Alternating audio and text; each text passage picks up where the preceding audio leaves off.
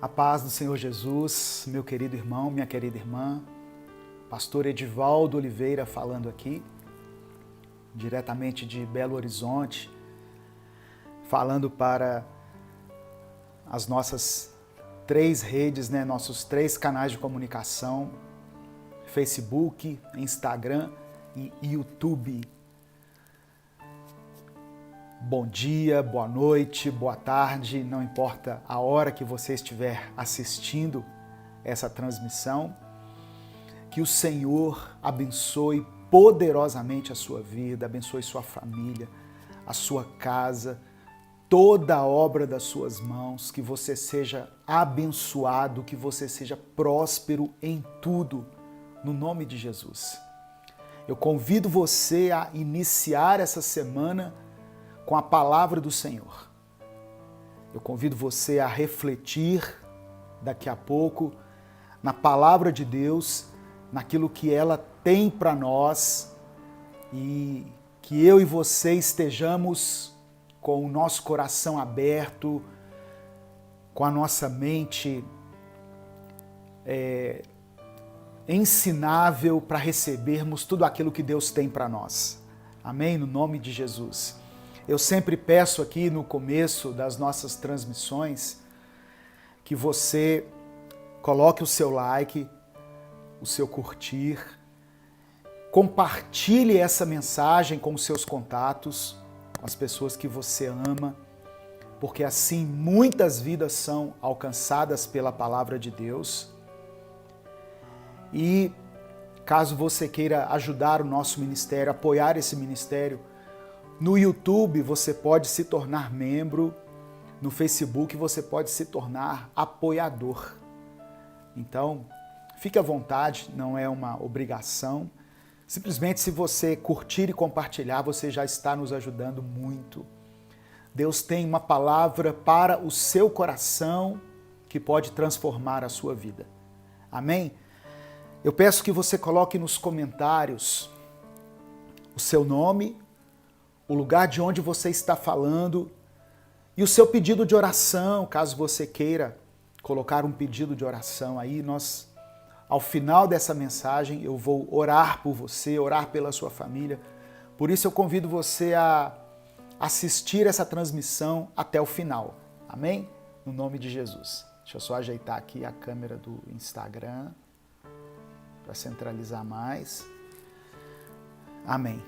Esse tanto de fio aqui, esse tanto de fio ligado aqui, de microfones, é porque tem um microfone para cada rede, para que o som, principalmente, chegue com qualidade aí para você. Talvez a imagem não chegue aí nessa potência toda, mas o som, nós fazemos de tudo para que ele chegue com qualidade. A fé vem pelo ouvir e não pelo ver, né? Então, eu oro para que essa mensagem chegue até você de uma forma, com uma qualidade de som excelente, para que ela alcance realmente o seu coração e transforme a sua vida, no nome de Jesus. Muitas pessoas já colocando ali o lugar de onde estão falando, o seu nome, o seu pedido de oração. Irmãos, eu quero hoje compartilhar a palavra de Deus com você, uma palavra que o Senhor falou comigo. A semana toda eu tenho meditado nessa palavra, portanto eu vou mencionar aqui alguns versículos. Se você gosta de anotar, pegue aí uma caneta, um papel, um caderno para você anotar esses versículos. Mas a mensagem fica gravada e depois você pode voltar, você pode assistir com calma. Amém? O tema da mensagem é como vencer o mundo. Como vencer o mundo. Eu quero ler inicialmente Evangelho de João, capítulo 16, versículo 33. João, capítulo 16, verso 33, que está escrito assim: Eu lhes disse essas coisas, isso é Jesus está dizendo, eu lhes disse essas coisas para que em mim vocês tenham paz. neste mundo vocês terão aflições.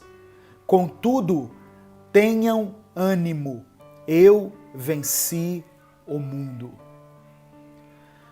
No mundo vocês terão aflições, mas tenham bom ânimo, eu venci o mundo. Então, irmãos, refletindo aqui nessa palavra, eu quero compartilhar algumas coisas que Deus falou ao meu coração, que Deus transmitiu ao meu coração, ao meu espírito, e eu oro para que a palavra fale com você também na mesma maneira. Jesus venceu o mundo. É isso que ele está dizendo aqui. Outra coisa que ele está falando é que o mundo é um lugar de aflição. Ele está falando isso. No mundo vocês terão aflições. Mas não desanimem por causa disso. Eu venci o mundo. Jesus venceu o mundo. O que isso significa? O que é vencer o mundo? Que mundo é esse que eu tenho que vencer? Que mundo é esse que se apresenta como um inimigo na minha vida e que eu preciso vencer?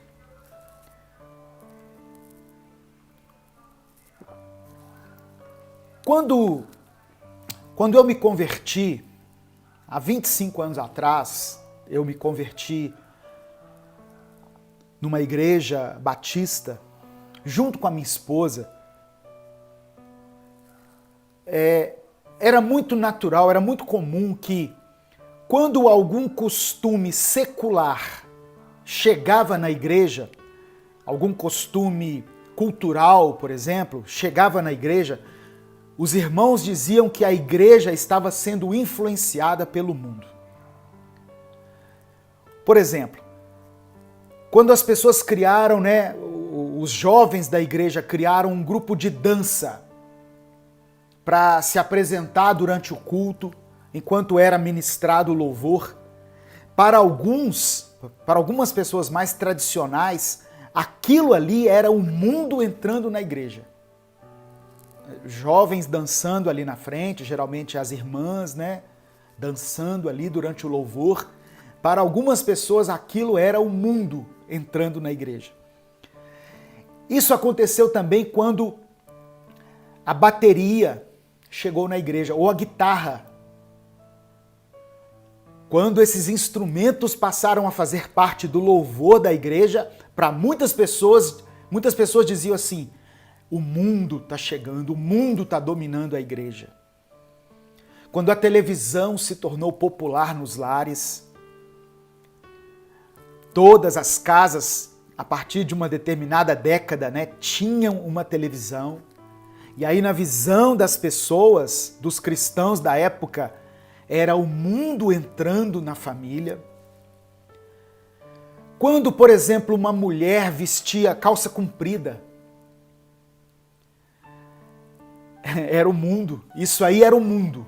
E aí as pessoas falam: Jesus venceu o mundo, Jesus venceu essas coisas. Eu me lembro que nenhum pregador podia subir no púlpito se não estivesse de gravata. E aí, quando alguma igreja inovava nesse sentido, quando alguém ia pregar, por exemplo, de blusa polo, igual eu estou aqui, de camisa polo, porque hoje está um dia muito quente, aí dizia assim: olha, o mundo está chegando, o mundo está vencendo a igreja, o mundo está dominando a igreja.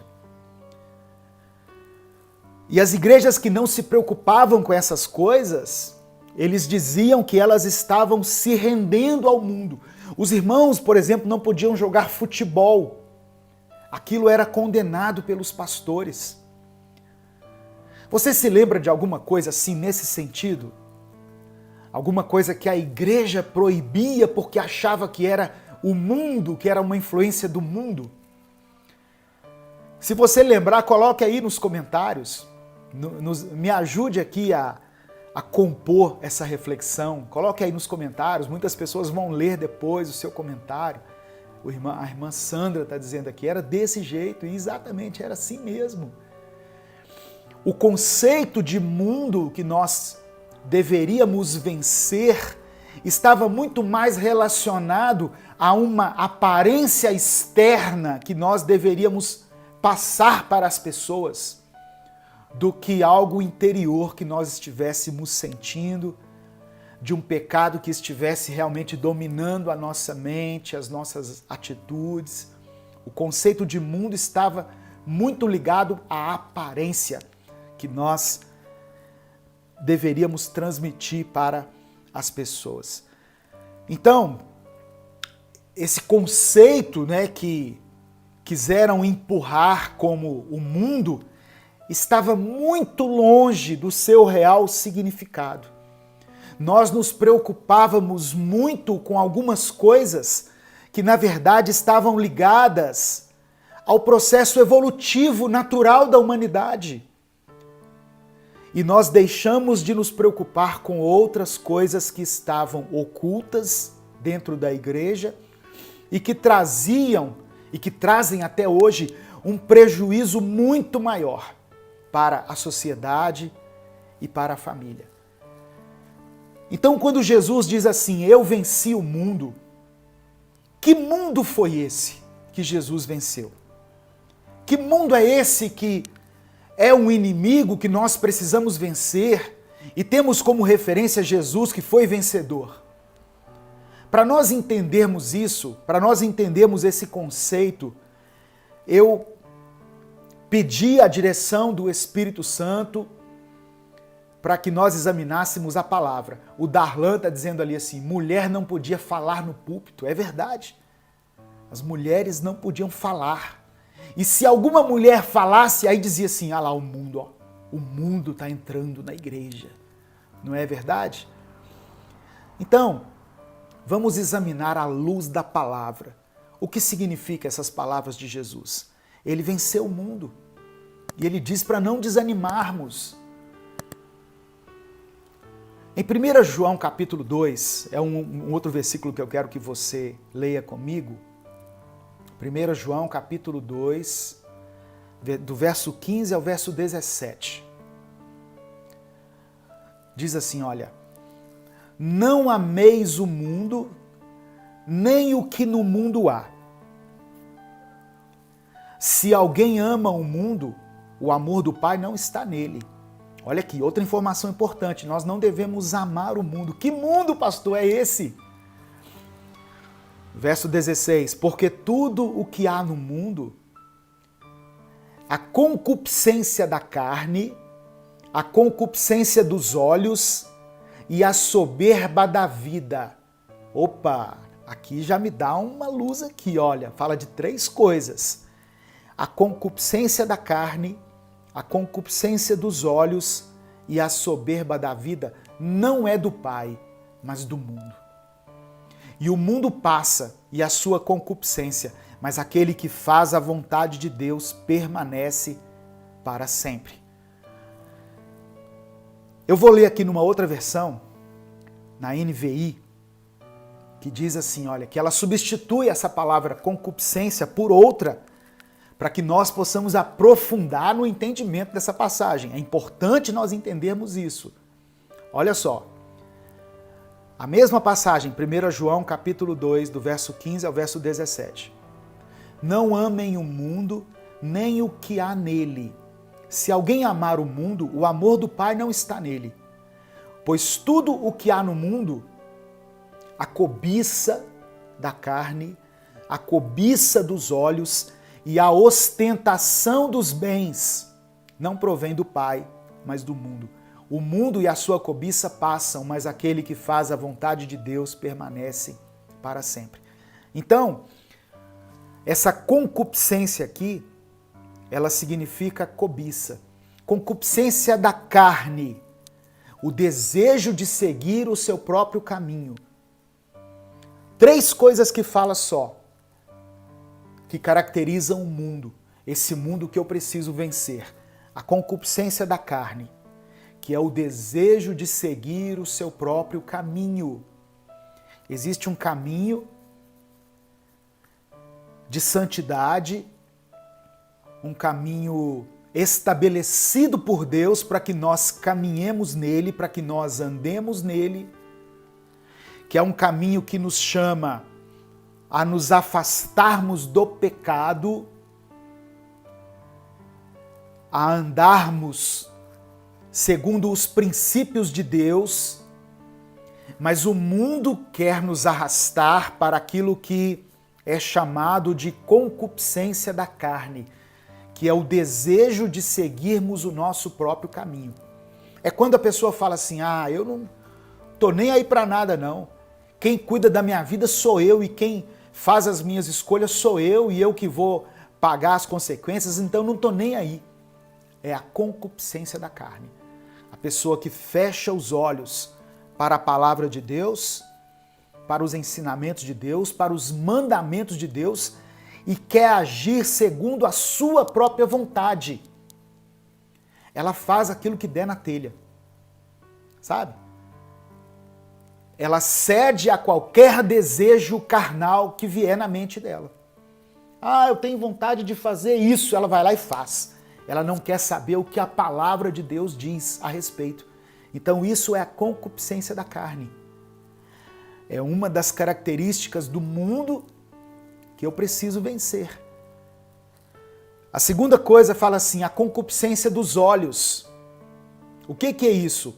O desejo de querer tudo para si. Eu vou falar mais sobre essas coisas. Mas de uma forma resumida, concupiscência da carne, o desejo de seguir o seu próprio caminho. Concupiscência dos olhos, o desejo de querer tudo para si.